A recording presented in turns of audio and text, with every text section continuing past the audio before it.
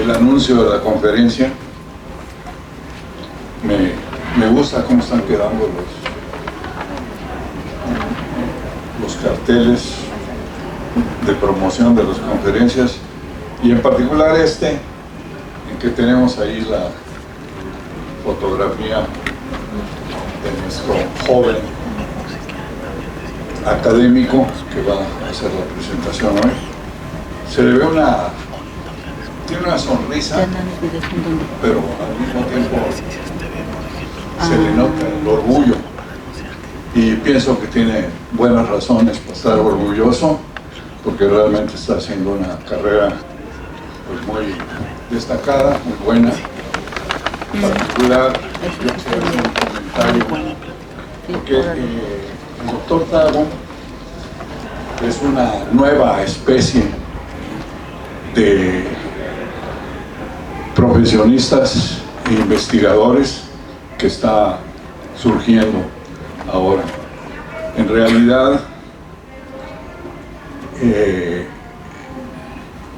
Josué representa uno de los pioneros de la informática aquí en la universidad.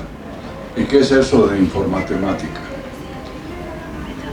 Hoy en día, en muchas de las disciplinas científicas, cuando hacemos revisiones del estado del arte, nos encontramos con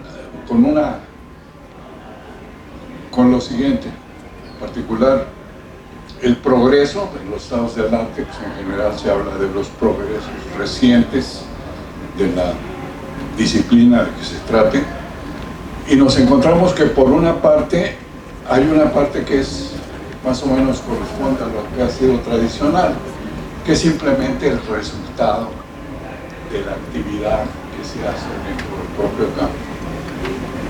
Pero en la actualidad, además, hay otra que es igualmente importante o más, que son esencialmente la aplicación del cómputo en la disciplina de que se trata.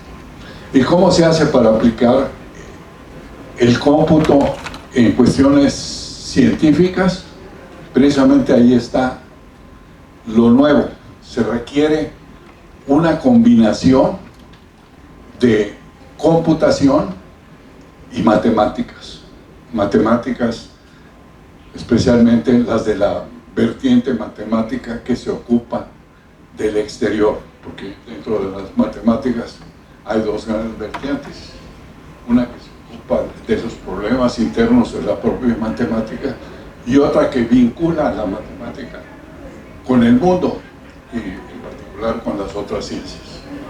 Entonces, precisamente, Josué ha sido muy exitoso en la informática.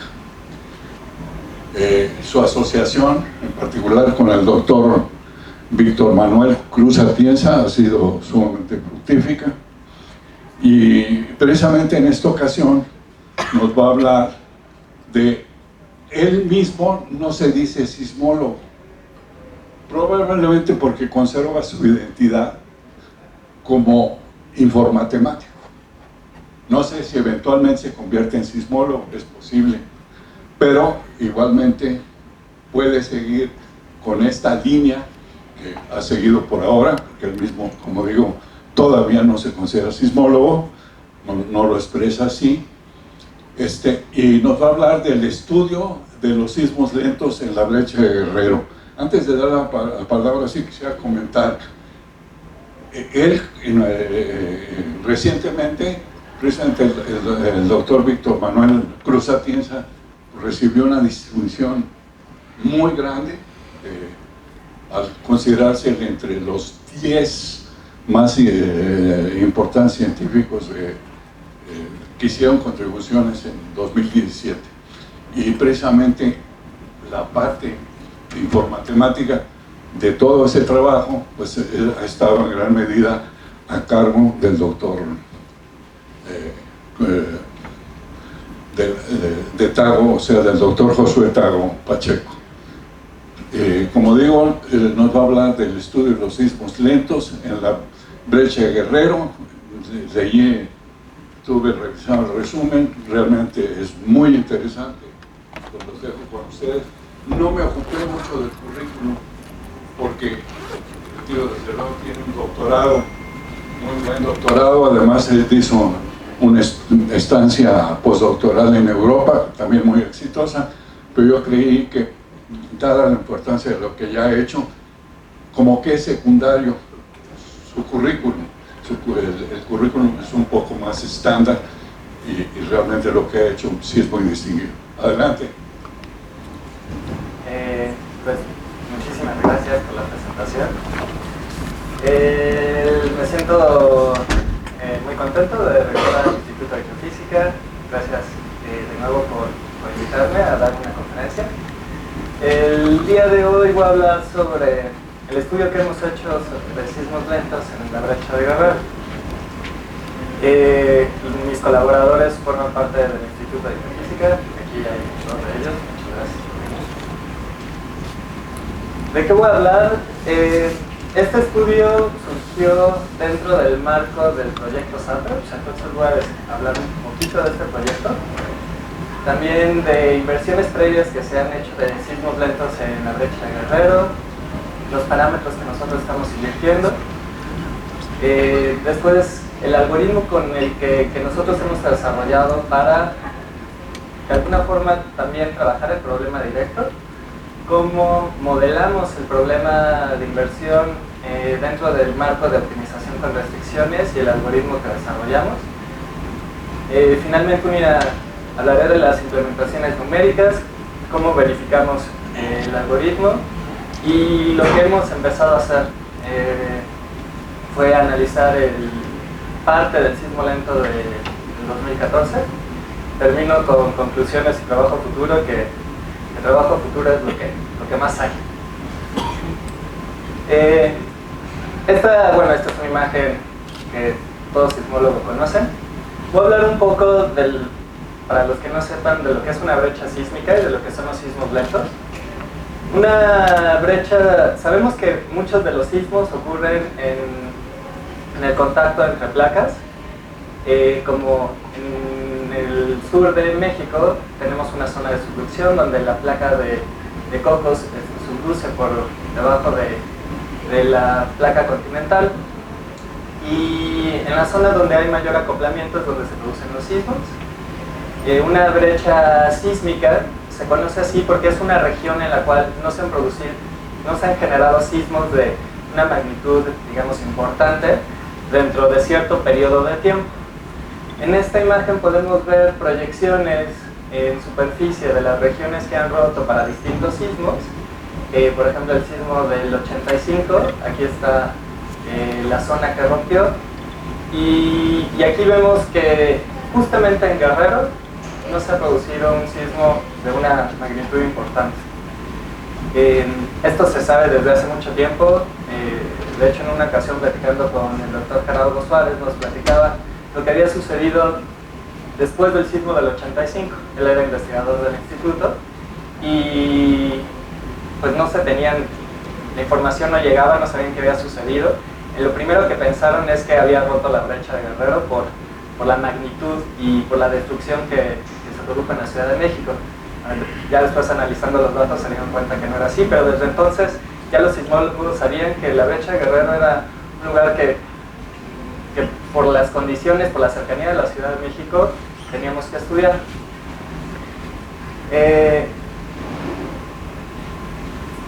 Se asume que esta zona tiene un poco acoplamiento y por lo tanto no ha roto con un gran sismo.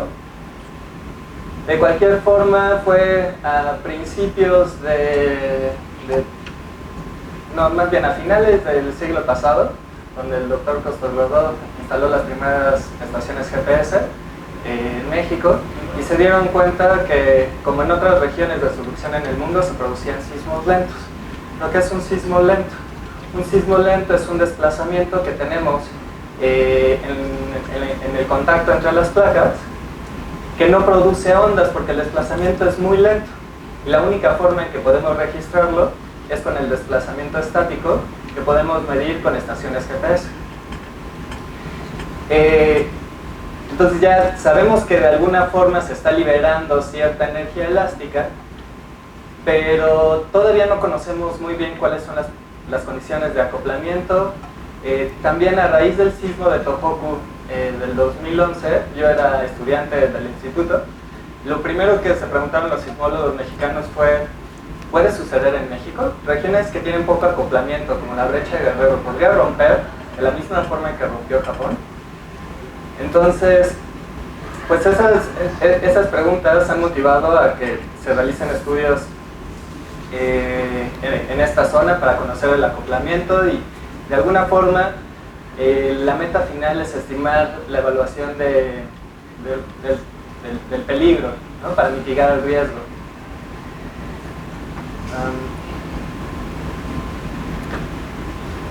En 2015, un grupo de investigadores japoneses se acercaron a México con el objeto de establecer un megaproyecto binacional que lleva como nombre este tipo de proyectos SATREPS.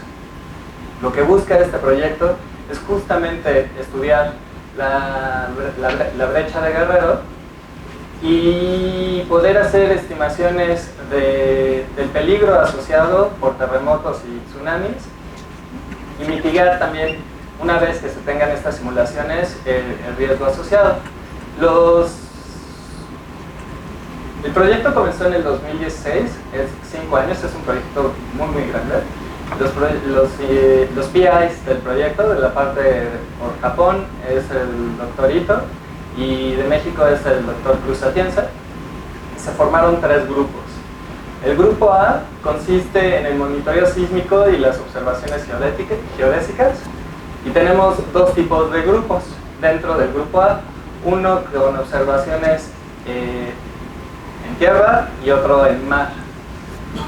Algo que es muy importante de este proyecto es que se pudo comprar instrumentación que ya se instaló a finales del año pasado en el fondo oceánico, cerca de la trinchera, para tener mejores datos y mucho más cerca de la zona que se está desplazando. El grupo B tiene que ver con modelación numérica. Unos van a trabajar en sismos lentos, otros con tsunamis. Yo pertenezco al grupo B1, y de lo que le voy a platicar es justamente lo que hemos estado desarrollando en este grupo. Y finalmente un grupo C que trata con mitigar el desastre, un grupo que estudia la vulnerabilidad, y otro la educación, que por cierto el grupo japonés en la parte de educación hace cosas increíbles, muy bonitas. Como les había comentado, parte del proyecto consistió en la instalación de nuevo equipo para tener una mejor cobertura. Aquí les estoy mostrando únicamente la parte de estaciones geodésicas. Muchas de las estaciones que se encuentran en rojo vienen de Japón, algunas son de México, por parte de este proyecto, del servicio sismológico, y de otra red que también maneja el instituto, que es TlalocNet. Se tienen estaciones en el fondo oceánico, que son OVPs, que miden únicamente el desplazamiento vertical, y otras 2 estaciones, que son arreglos GPS acústicos, donde ya podemos tener los 3 componentes. Entonces ya tenemos una gran cobertura, y con esta gran cobertura podemos pensar en tener un método de inversión que nos permita conocer los detalles, ¿no? con mayor precisión. Esta es una foto que se tomó en noviembre del año pasado en el buque el Puma, que es de la UNAM, y que tiene algunos de los equipos que fueron instalados. OVPs, los OBS de la Universidad de Kioto, de Tokio y de la UNAM. De hecho, me parece que la siguiente semana van a salir de nuevo a recuperar algunos de los datos que han registrado estos equipos. ¿Qué es lo que se ha hecho como trabajo previo en inversión de sismos lentos? Pues Una vez que se instalaron las primeras estaciones GPS, el primer intento de inversión lo hizo el doctor Iglesias en el 2004 con un algoritmo de recocido simulado. Después Larson en el 2007 con un filtro de Kalman recursivo. Mathilde Radiguet de la Universidad de Grenoble durante su doctorado estuvo trabajando también en el estudio de sismos lentos y ella ha sido la persona que más ha trabajado en la parte metodológica. Lo que hizo fue extender un método que desarrolló Fabrice Cotton para la inversión de la cinemática de la ruptura sísmica. Este método parametriza el desplazamiento y trabaja en el dominio de la frecuencia, que lo hace un problema lineal. Cavalier en 2013 extendió la aproximación de Radiguet para incluir datos INSAT, y uno de los trabajos más recientes es del futuro doctor Castro, 2017, que realiza también una inversión de sismos lentos, propone parches elípticos y encuentra los desplazamientos utilizando también el método de recocido simulado. Aquí podemos ver otra vez la brecha de Guerrero y esta es una imagen de la zona de subducción, donde podemos ver que la mayoría de los sismos ocurren a profundidades entre 10-30 kilómetros, los sismos lentos de 15 a 40 kilómetros. Esta es la zona, y parece que ese parche, ese deslizamiento, al menos con las inversiones que se han hecho, se encuentran más o menos en la misma región. Si nosotros queremos hacer una inversión de los sismos de sismos lentos, ¿cuál es la formulación más general que podríamos hacer? Dado que ahora tenemos muchas más observaciones, podríamos darnos ese lujo sin necesidad de parametrizar el deslizamiento. ¿Qué vamos a suponer que conocemos? Que conocemos la geometría de la falla, la geometría de la interfaz.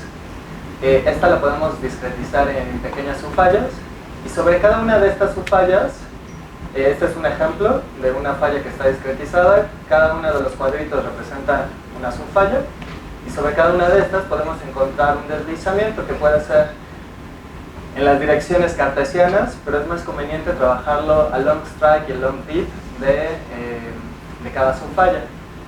Entonces, si nosotros no queremos parametrizar, todo lo que queremos conocer es estos dos desplazamientos para cada una de estas subfallas. Para el problema directo empezamos con el teorema de representación. Existen varias formas de poder hacerlo. Buscamos una forma que fuera práctica, eficiente, rápida de hacerse, y nos fuimos a revisar la teoría. Entonces llegamos al teorema de representación para ecuaciones electrostáticas. Curiosamente, como este es un problema que no interesaba antes mucho a los sismólogos, en pocos libros se encuentra esto. Lo que sabemos es que podemos calcular el desplazamiento en la posición X de forma integral a través de un tensor de tracciones, el cual, que está aquí en rojo, el cual depende del tensor de Somigliene. El tensor de Somigliene es la respuesta del medio ante una fuerza impulsiva que está dada en la dirección, la fuerza está en la dirección Y, se registra en la dirección N, la fuerza se inyecta en la falla y se registra donde está el receptor. También necesitamos conocer la geometría de la falla, dije que era información, y está perfectamente caracterizada cada subfalla por su vector normal. Entonces, conociendo el tensor de Somigliene y el vector normal, podemos calcular este tensor de tracciones, que multiplicado con el deslizamiento sobre la falla en esta representación integral, podemos reconstruir el desplazamiento en la posición X.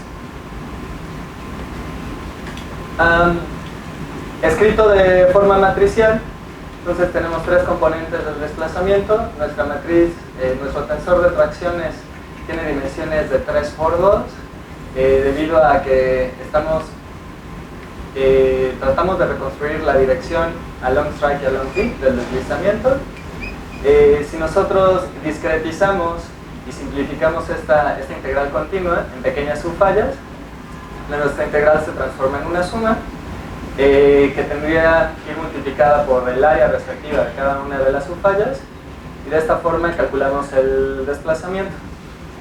Si acomodamos todo esto en una matrizota y también los vectores los acomodamos uno detrás de otro, tenemos un sistema lineal, lo cual lo que es muy costoso y lo que estuvimos batallando mucho fue la construcción de la matriz T, de la matriz de tracciones global. Pero una vez construida esa, el problema directo no tarda absolutamente nada, el problema inverso tampoco.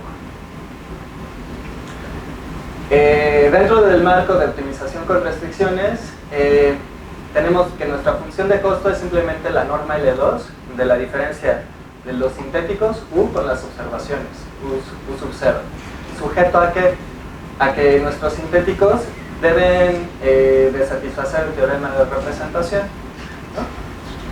Si construimos el lagrangiano para resolver este problema, entonces el lagrangiano está formado por la función de costo más todas las restricciones multiplicadas por multiplicadores de Lagrange, y que toma esta forma. Dado que solamente tenemos restricciones de igualdad, las condiciones de Kariush-Cohn-Tucker se reducen a únicamente calcular la derivada total del lagrangiano y pedir que esta sea igual a 0.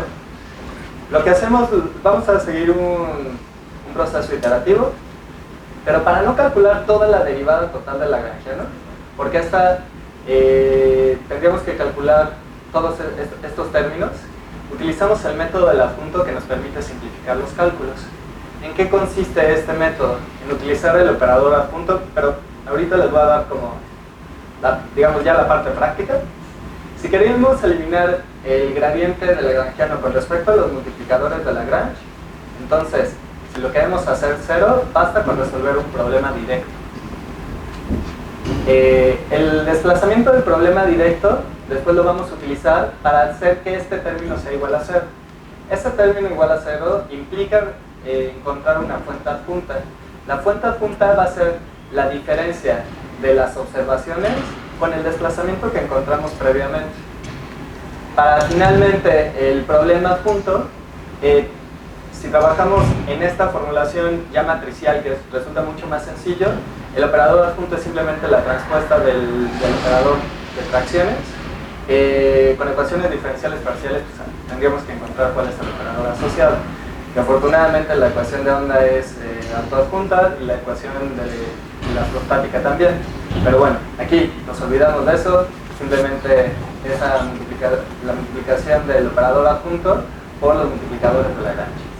De esa forma podemos calcular la derivada.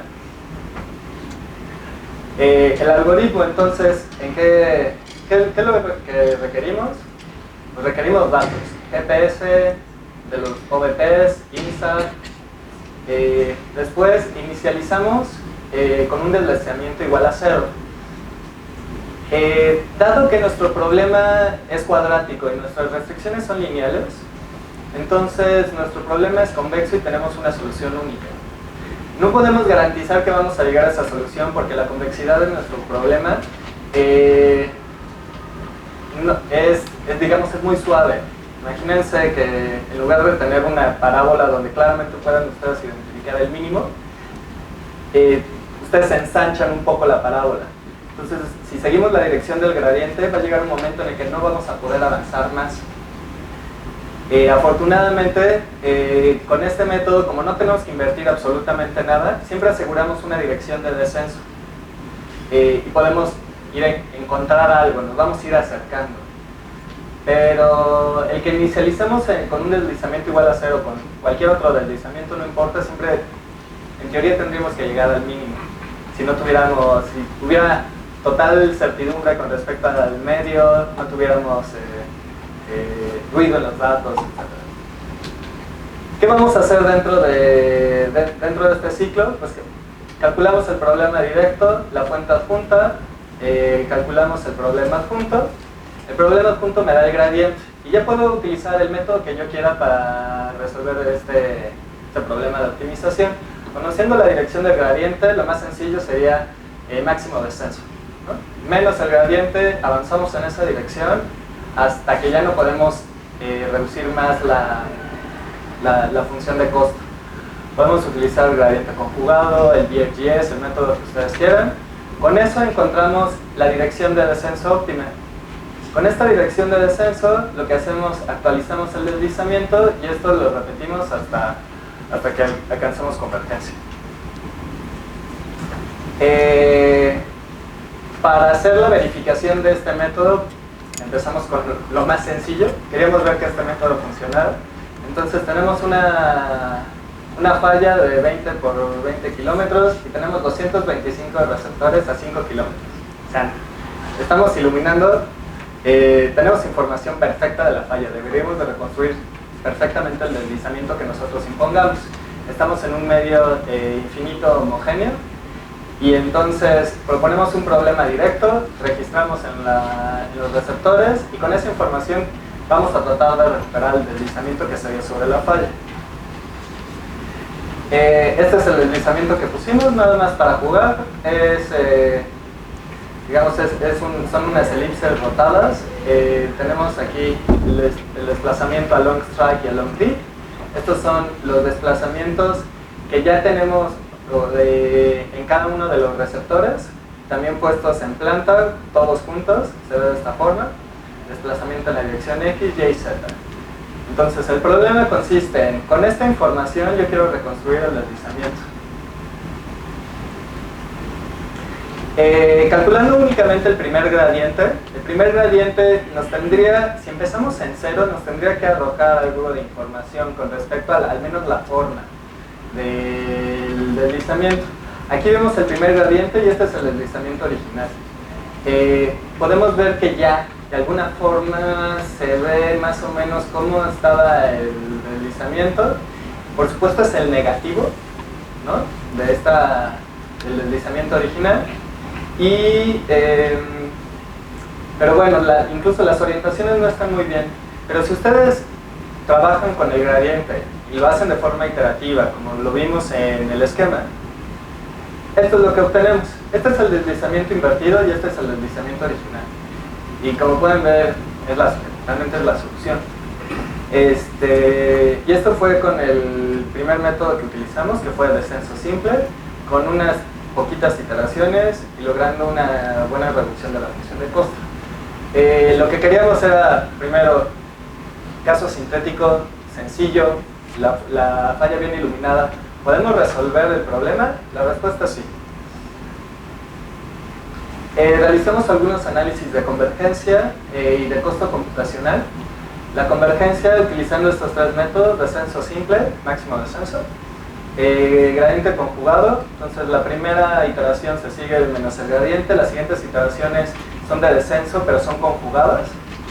El BFGS realiza una estimación del hessiano utilizando evaluaciones de gradiente previos y bueno, analizando la función de costo normalizada porque es la función de costo dividida por la función de costo original,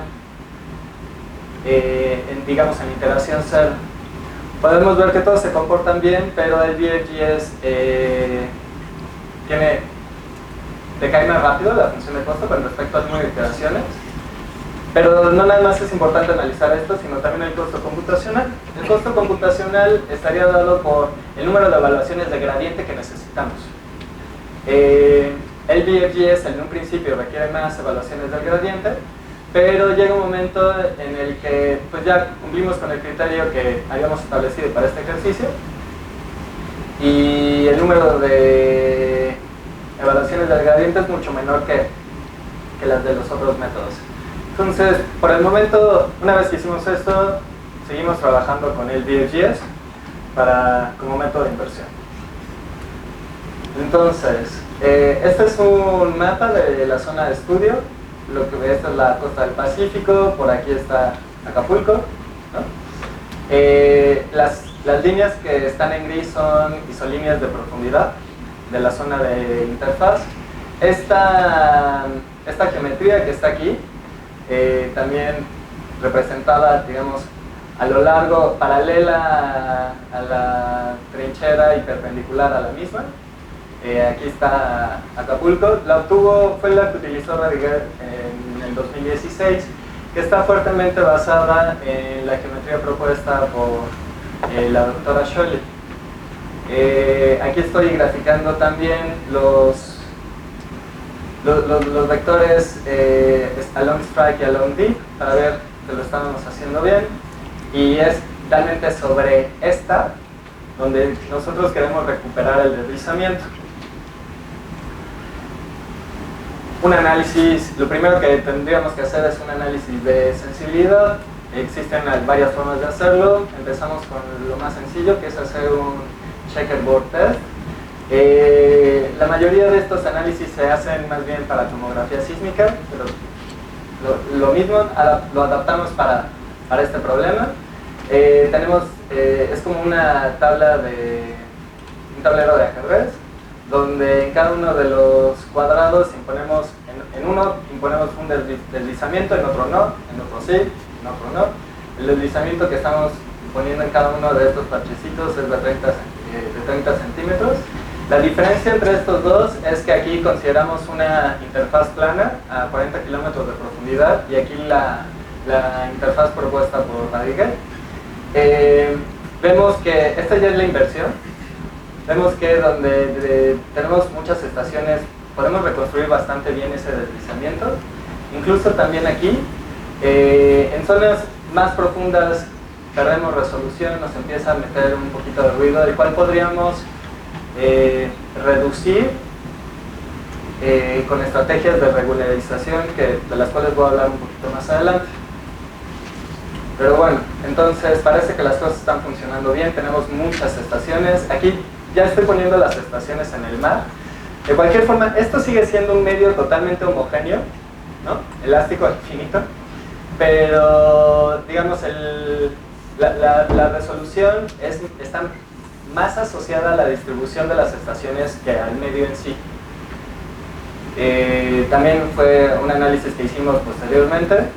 Para las estaciones que se encuentran en el fondo oceánico, solamente estamos invirtiendo el componente vertical, donde tenemos sobrepes, lo cual también es muy fácil de implementar en el método. Aquí esta es una inversión sintética. Lo que hicimos fue, ya considerando la geometría real de la interfaz, la región que está contenida dentro de esta línea negra es un sismo lento invertido por Cavalier en el 2013, el del 2006. Es una región donde el deslizamiento era significativo, y esta fue la región en la que se dio. Lo que hicimos fue imponer un deslizamiento realmente gaussiano, únicamente a long deep, más o menos en donde se encontraba esa región. Hicimos la simulación sintética, registramos en las estaciones, y después invertimos para ver si con la cobertura de estaciones que teníamos, sin ruido ni nada, podíamos reconstruirlo. Y el resultado que tenemos es bastante bueno. Este es el resultado de la inversión, el problema directo de inversión. Como les digo, aquí tenemos algo de ruido, pero en realidad no importa. Creo que con esta cobertura, gracias al proyecto SATREPS, vamos a poder realizar inversiones con mucha calidad, ¿no? Realmente vamos a poder observar muchos detalles. Lo que hicimos fue, bueno, antes se habían hecho estudios previos, inversiones de otros sismos lentos. Decidimos empezar a utilizar datos reales con el sismo lento del 2014. Este sismo lento se dio en la brecha de Guerrero. Tuvo una duración aproximada de 11 meses y una magnitud equivalente a la de un sismo, una magnitud del momento de 7.6. O sea, realmente la cantidad de energía que se liberó fue muchísima. En un artículo del 2016 se demostró que este sismo lento indujo el sismo de Papanoa del 18 de abril.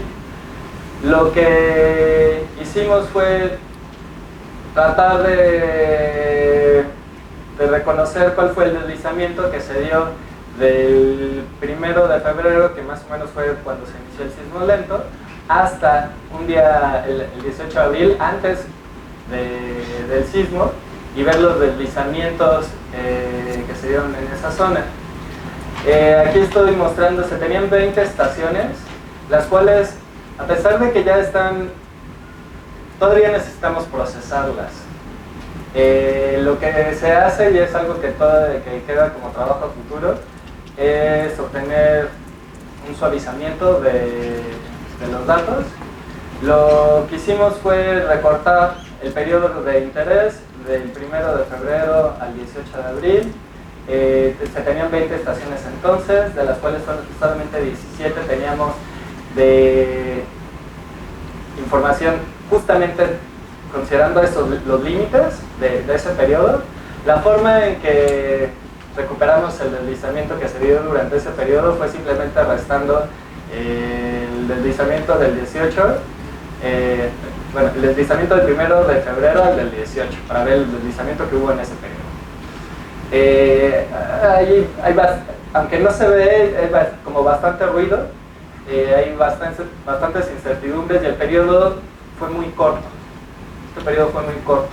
Entonces la cantidad de deslizamiento no fue mucha, y tenemos ciertas variaciones y mucha incertidumbre todavía en los datos. Tendríamos que suavizarlo, como les digo.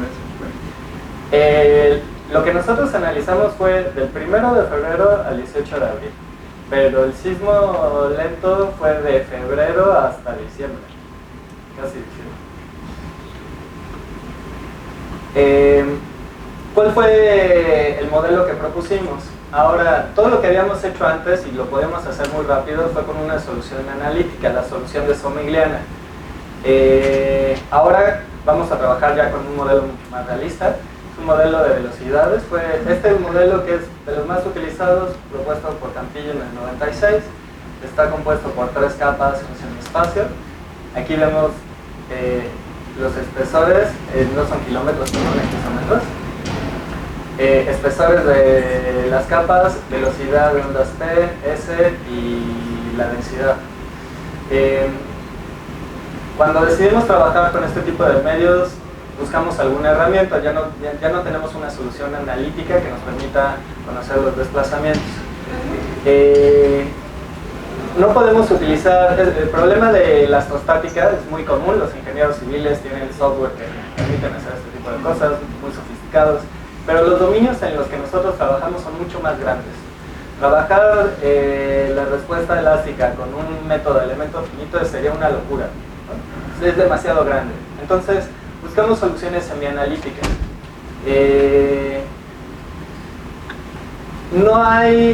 Existen algunos pocos algoritmos que permiten calcular el tensor de Somigliana, que es el que necesitamos, para conocer la respuesta elástica. Entre ellos está el código de Wang, que él trabaja en Alemania, de Woolrich, creo, que está en Cambridge, y ya, son los únicos códigos que yo encontré. Y lamentablemente son muy rígidos y no nos permitían hacer cosas que nosotros necesitamos, no nos funcionó. El código que utilizamos por excelencia en sismología para reconstruir sismogramas, para hacer sismogramas y con los que comparamos nuestros métodos numéricos, es AXITRA, desarrollado esta última versión por Olivier Couton en la Universidad de Grenoble. ¿Qué es lo que hacemos? Entonces lo utilizamos y nos quedamos con el deslizamiento final. Resulta bastante costoso y engorroso hacer eso, pero además teníamos que... Esto fue un rollo. Esto me quitó varios días de sueño. Logramos tener un cálculo automático utilizando AXITRA, sin nada de ruido, modificando la fuente para trabajar con la menor cantidad de frecuencias necesarias, porque la frecuencia que nos interesa es la frecuencia cero. Pero bueno, como les comento, fue bastante complicado, lo pudimos hacer. Para las 20 estaciones requerimos de 23 horas de cómputo utilizando Axitra. Y Axitra es rapidísimo, pero los que han utilizado Axitra lo saben. Fue muy difícil hacer el tuning de los parámetros. Pero bueno, lo pudimos hacer y tenemos nuestro tensor de Samoylian y por eso pudimos calcular las fracciones. Aquí ya está un ejemplo de la inversión, la primera inversión que obtuvimos. Entonces, la función de costo se reduce significativamente hasta el error numérico. Estamos graficando los desplazamientos verticales y horizontales en cada una de las estaciones que teníamos. Están totalmente empalmadas, por eso se ve como si solamente estuviéramos imprimiendo una, pero están las dos. ¿Cuál es el problema aquí? ¿Y qué es lo que pasa con inversiones elásticas? Que donde están las estaciones y sienten deslizamiento, se van a profundidad y ahí lo imponen, ¿no? Por eso se ve como manchas donde se encuentran las estaciones y ahí se produce el deslizamiento lo pone donde quiere, no hay una homogeneidad ni una mancha que se esté como propagando, nada, ¿no? Este tipo de problemas esperamos que no tengamos con todas las estaciones que se instalaron con Sapreps. Sin embargo, bueno, también queremos resolver este tipo de problemas. ¿Qué fue lo que impusimos? Condiciones de regularización. La función de costo regularizada antes era simplemente la norma de las diferencias de los desplazamientos, ahora tiene todos estos términos. Todos los términos que están en magenta son términos de regularización y es la función de costo sujeta también a nuestro problema directo que ya está de forma matricial. Voy a explicar cada uno de estos términos. Bueno, ahí está el parámetro beta. Parámetro beta es un hiperparámetro que nos multiplica todos los términos de regularización y nos permite ajustar qué tanto peso le damos a la regularización con respecto a la función de costo.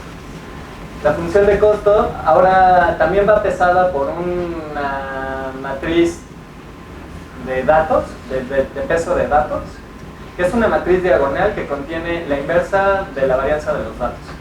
Y algo que es, bueno, de la forma en que a nosotros nos dieron los datos, el doctor Constantador,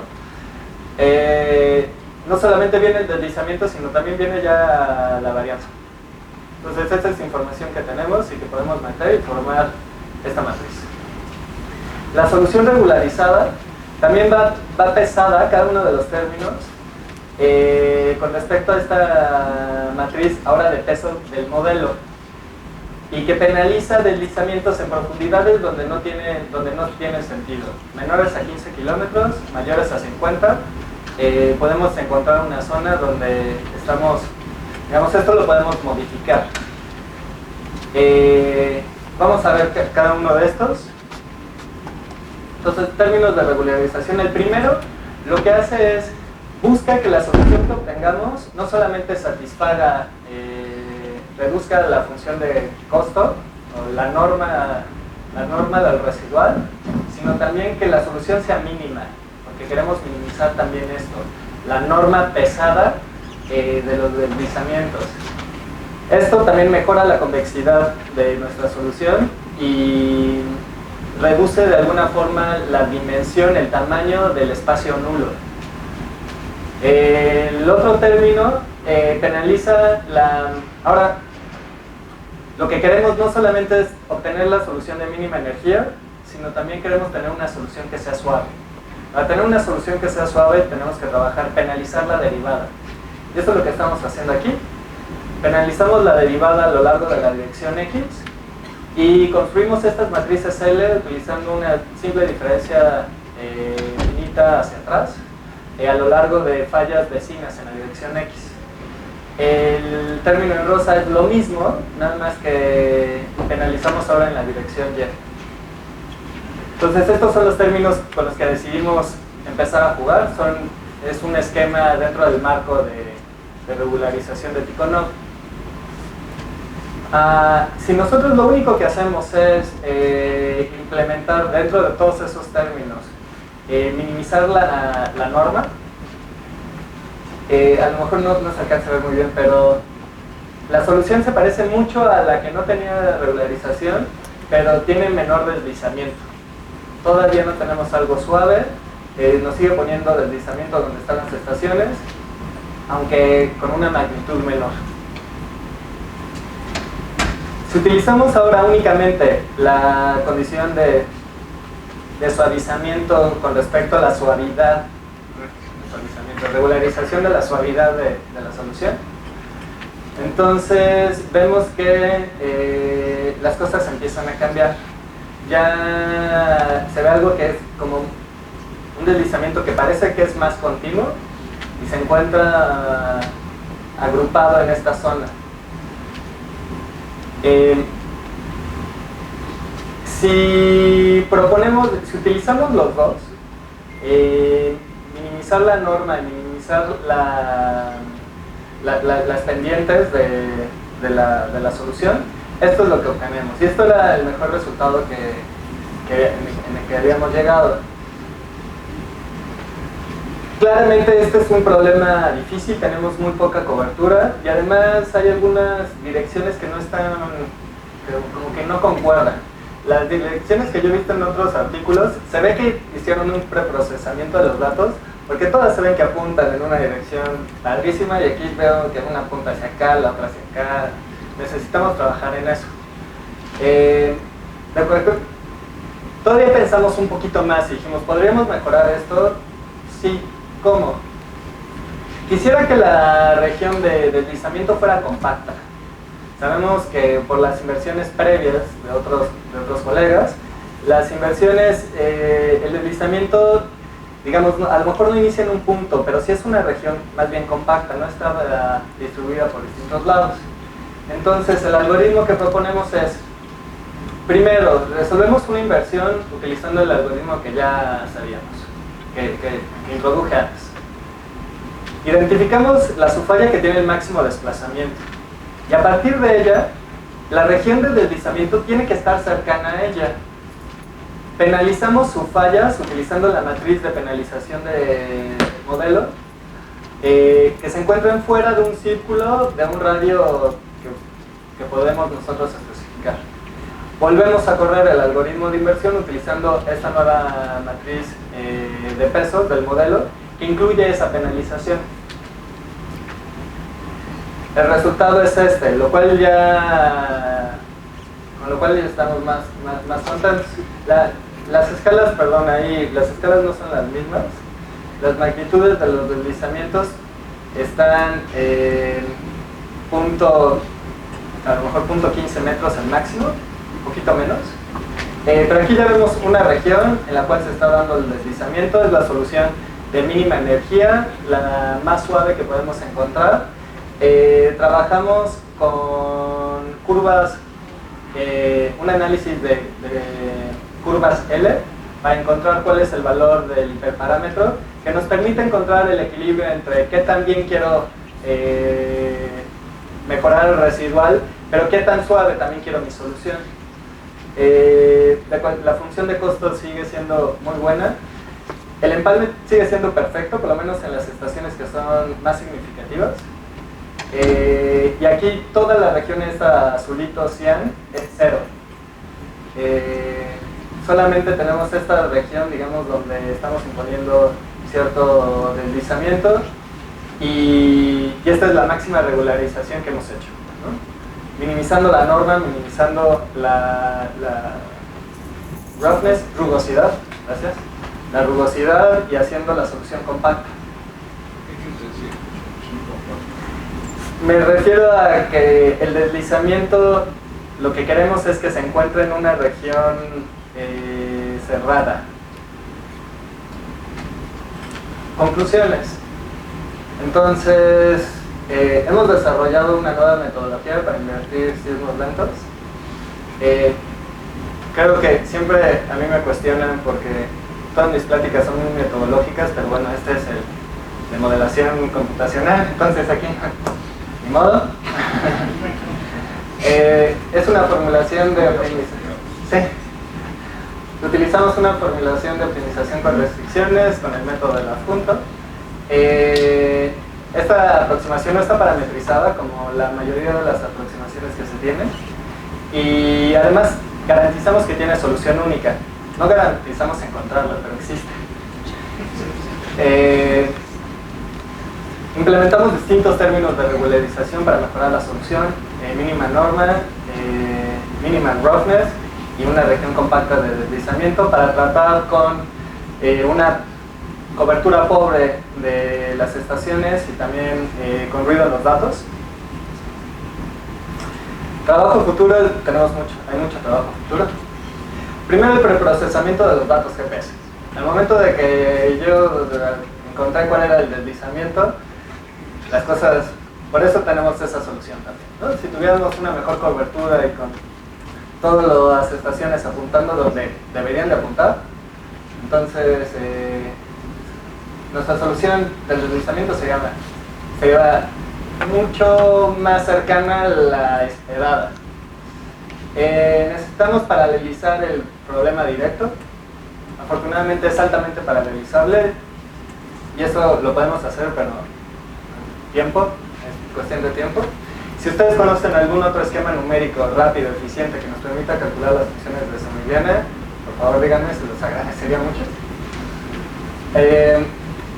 Ahora solamente necesitamos integrar esto en el tiempo para hacer esta inversión de forma consecutiva y utilizar inversiones previas para utilizarlo como modelo a priori, comparaciones numéricas con resultados previos, resolución espacial, finalmente trabajar con datos INSAR también, con algunos colegas de Grenoble, y en junio voy a la Universidad de Kioto a trabajar con el doctor Nishimura para hacer un análisis del acoplamiento. Si conocemos el deslizamiento podemos estimar el acoplamiento. Y eso es todo. Gracias.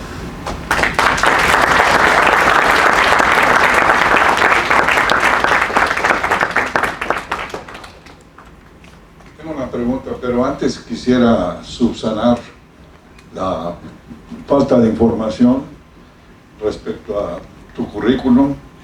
El doctor Tago es ingeniero químico del Tecnológico de Celaya, obtuvo su maestría en el CIMAT, el Centro de Investigaciones Matemáticas de Guanajuato.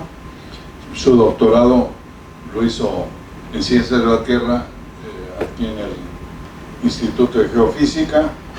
El postdoctorado al que me referí fue en Grenoble, ¿no es así? Es candidato del Sistema Nacional de Investigadores y actualmente es profesor del Departamento de Geofísica de la Facultad de Ingeniería. Dicho esto, ¿tienes algún grupo que está colaborando contigo en esta parte? Digo, desde luego estás en el grupo amplio que inclusive se ve muy prometedor, pues, la actividad que están llevando a cabo, pero en el área tuya en particular, ¿quién te ayuda en todo esto? ¿Sí? ¿Estás solito? Bueno, no, con muchos colegas, pero sí. Gracias. Dicho esto, ¿alguna pregunta? Sí, adelante. Nos gustaría si se identifica, también como están grabando. Claro que sí. Buenas tardes, yo soy Nizar Karim, pasante de Ingeniería Geofísica. De hecho, fui alumno del doctor Tago. Primero me gustaría felicitarlo por el maravilloso trabajo que están realizando. Y bueno, tengo una duda, principalmente del tensor de Sommigliana. ¿Cuál sería la diferencia entre el tensor de Sommigliana y el tensor de Green? Es una cuestión solamente, digamos, el tensor de Green es el que se utiliza usualmente para cualquier sistema, para conocer cuál es la respuesta del sistema dada una fuerza impulsiva. En especial para las ecuaciones de la astrostática, y creo que es una cuestión histórica, quien resolvió ese problema fue Sommigliana, y creo que por eso lleva su nombre. Pero es lo mismo, ¿no? Esencialmente. Es la respuesta nada más elástica, solamente en espacio del sistema ante una fuerza impulsiva. Muchas gracias. ¿Alguna otra pregunta o comentario? Adelante. Sí, gracias, Denis Legrand de Vulcanología. No entendí si al final usaste Axitra para... Sí. ¿Y por qué no usas un programa que calcula directamente el estático sin toda la parte No dinámica? encontré. Pero tienes Savage, tienes Okada, todo este tipo de programa, ¿no? Okada para un, digamos, superficie libre, pero espacio homogéneo. Entonces, no. Y el otro no lo conozco, pero sí. Sí, es Okada. Ah, entonces. Es Okada. Ah, ok. No. Sí, Okada lo puso en computación. Ah.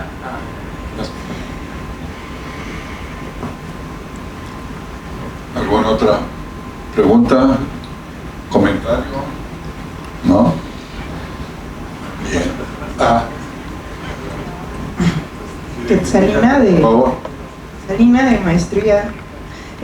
Solo tengo duda, ¿el deslizamiento es el promedio de los, bueno, el deslizamiento promedio de los meses que nos mostraste al inicio? ¿O No. es como...? En realidad es el deslizamiento de las series temporales que puse de GPS. Lo que estoy tomando es el último puntito, ¿no? Y le estoy restando el primero, para ver cuál fue el deslizamiento que ocurrió durante todo ese periodo. La idea es después tomar ventanas de tiempo y realizar simulaciones para distintas ventanas, utilizando inversiones previas como información a priori, y hacer algo, digamos, que cambia con el tiempo, para ver cómo ha sido la evolución del sismo lento en el tiempo. Gracias. Bien. Pues si no hay más preguntas, muchísimas gracias. Aquí.